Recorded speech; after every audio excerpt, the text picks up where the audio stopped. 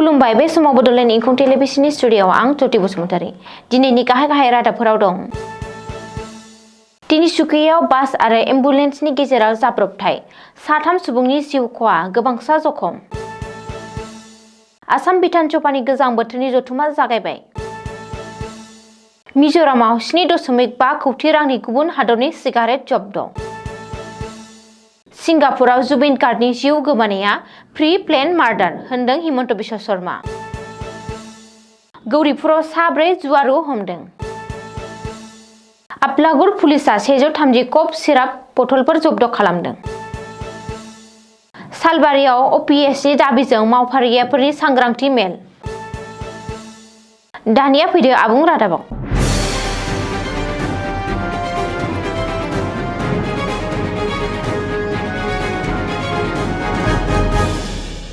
तिनिसुकिया जिल्लानि मावखुमाव गिख्रंथाव लामा जाब्रबथाय जादों। दिनै फुङाव जानाय बे गिख्रंथाव लामा जाब्रबथायाव 3 दावबायारिया जिउ गोमानायजों लोगोसे गोबांसा दावबायारिफोरा जखम जायो। बास आरो एम्बुलेन्सनि गेजेराव जादों बे गिख्रंथाव जाब्रबथाया। सुलुङाव फोरमायथिनाय बायदिब्ला दिनै फुङाव मावखुमनि सुखानपुरी ओनसोलाव AS01 KC 7799 नम्बरनि गंसे नाइट सुपार बास आरो AS01 RC 5473 नम्बरनि एम्बुलेन्सनि गेजेराव मोगा-मोगि सौग्रावलायो। बे जाब्रबथायाव एम्बुलेन्सआ थेर-बेथेर जायो आरो एम्बुलेन्सआव थानाय 3 सुबुङा जिउ गोमायो। मिन्थिनो हानाय बायदिब्ला 2 सुबुङा जाथायसालियावनो जिउ गोमादों आरो गुबुन सासेया देहा फाहामसालियाव जोबथा हां लायो। लोगोसे गोबांसाया गोब्राब जखम जायो।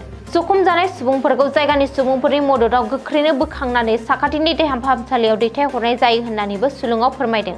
सरासनस्रा नायबिजिरनायाव मिथिनाय बायदिब्ला एम्बुलेन्सआव गासै 7 सुबुं दंमोन। बबेखानि बे गिख्रंथाव जाथायाव जिउ गोमानाय 3 सुबुंखौ बे खौरांखौ सुजुनाय समसिम सिनायथिनो हानाय जाथ'वाखैमोन। लोगोसे बे गिख्रंथाव जाब्रबथाय जानायनि जाहोनखौबो मिथिनो हायाखै। जाथायनि सायाव पुलिसनि नायबिजिरनाया सोलिगासिनो। आसाम बिधान सभानि गोजां बोथोरनि जथुमा दिनैनिफ्राय जागायबाय। बुंथिगिरि बिश्वजित दैमारिनि दैदेननायाव दिनैनिफ्राय जागायदों बिधान सभानि गोजां बोथोरनि जथुम। नाथाय बिधान सभानि जथुमा हेंथा दोलोनि दैदेनगिरिफोरनि हेंथा सोमावसारनायनि गेजेरजों जागायदों। मख'नो गोनांदि बिधान सभा जथुमा जागायनायनि सिगांनो रायजो दलनि आफादगिरि आरो शिबसागरनि MLA अखिल गगैजों लोगोसे AIUDFनि MLAफोरा बिधान सभानि लांगोनायाव धरना हाबाफारि लानाय आरो सोमावसारनायखौ नुनो मोन्दों।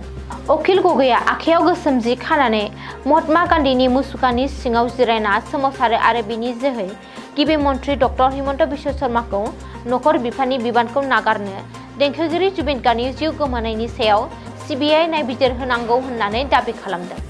बबेखानि AIUDFनि सोद्रोमाफोराबो रायजोआव सोलिगासिनो थानाय इभिक्सन एबा होखारनायनि हेंथायै आरो होखारजानाय सुबुंफोरनि रिहाबिलिटेसन होनांगौनि दाबिजों आखाइ प्लेकार्ड लानानै धरना हाबाफारि खुंदों। बबेखानि इभिक्सन खालामनायनि उनाव माखासे सुबुंफोरा जिउ गोमाबाय आरो सोरखारा मोनसे थिखानाय हारिखौ टार्गेट खालामदों होननानै अजद होदों। गुबुन फारसे बेरेखा हान्जाफोरा गोख्रों आयदाफोरनि सायाव सावरायनो थाखाय जयैनो खामानि मावगोन होननानै कंग्रेसनि दैदेनगिरि आरो बिधान सभायाव हेंथा दोलोनि दैदेनगिरि देबब्रत सायकेया बुंदों। जुबिन गार्गनि न्याय, आसामनि दैबानानि थासारि, सोलोंथाइनि गाज्रि हालोद आरो थिखादार साख्रि आवलाफोरनि मोगा-मोगि जानांनाय जेंना बायदि आयदाफोरनि सायाव सावरायनो नाजागोन होननानै देबब्रत सायकेया बुंदों। नसुं रायजो मिज'रामाव 7.5 कौटि रांनि गुबुन हादरनि सिगारेट जब्द खालामनो हादों।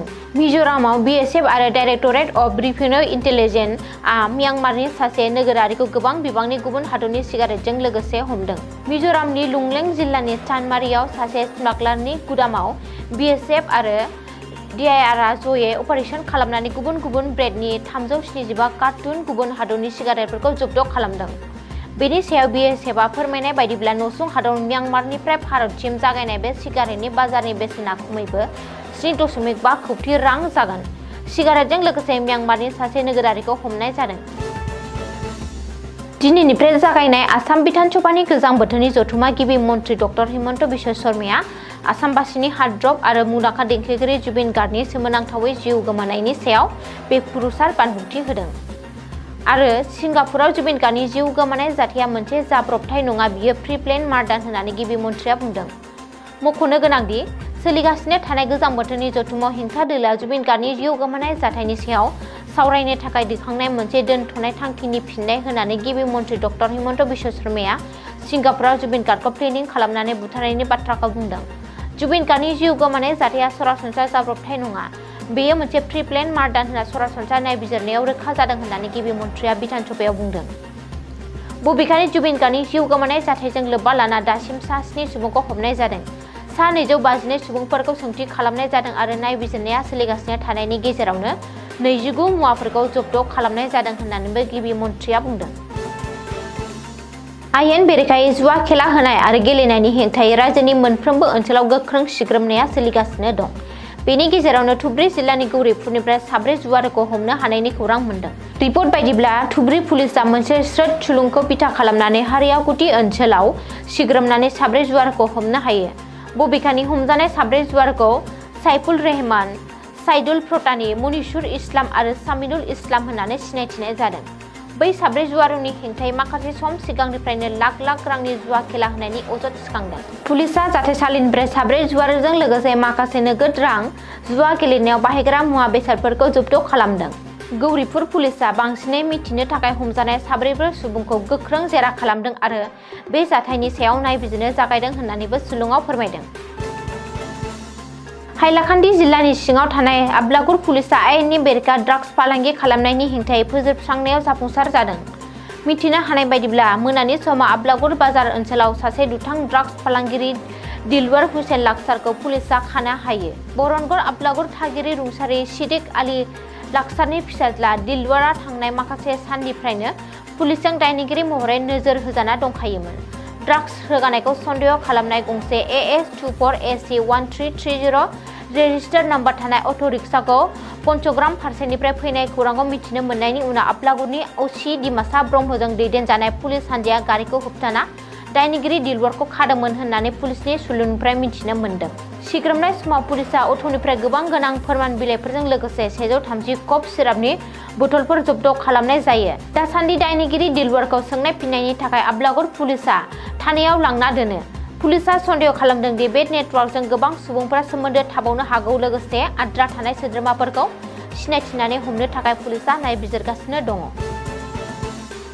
बाक्सा जिल्लानि महकुमा सदर थावनियाव थानाय सालबारि फरायसालिनि अडिट'रियामाव आसाम सरकारनि मावफारियानो अपिएस होनांगौनि दाबियाव दुलाराय आसाम सरकारनि एनपिएस मावफारिया गौतुम बाक्सा जिल्ला आफादनि हेफाजाबाव मोनसे सांग्रांथि मेल खुंनाय जादों। मेलाव बाहागो लानानै दुलाराय आसाम सरकारनि एनपिएस मावफारिया गौतुमनि आबादगिरि अच्युतानन्द हाजरिकाया खौरांनि गेजेरजों बुंदों दि जों मावफारियाफोरा अपिएसनि थाखाय गुबुन गुबुन रोखोमै सरकारनि खाथियाव खावलायनायनि उनाव नाथाय एपिएसनि सोलाय एबा इउपिएसनो होबाय।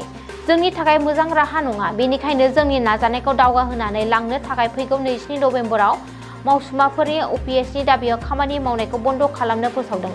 बेयाव आसाम सरकारनि फारसे सानसे मावफारिया बाहागो लानाय बिसोरनि दाबि खालामगोन। बेनि उनावबो जुदि सरकारा सिमान जाया अब्ला फैगौ 1 अक्ट'निफ्राय जिल्लाखौ बिथा खालामनानै, आन्चलिकखौ बिथा खालामनानै आरो जायगाखौ बिथा खालामनानै जोंनि राजखान्थि दैदेनगिरिफोरनो गांसे दाबि बिलाइ होगोन। बे दाबि बिलाइनि थांखिया जाबाय जोंनि बे नाजानायाव जुदि हेफाजाब होआ अब्ला फैगौ समाव जों राजखान्थि एबा समाजारि हिसाबै मदद होआ। दिनैनि रादाबा एसेनोसै, गोजोन्थों।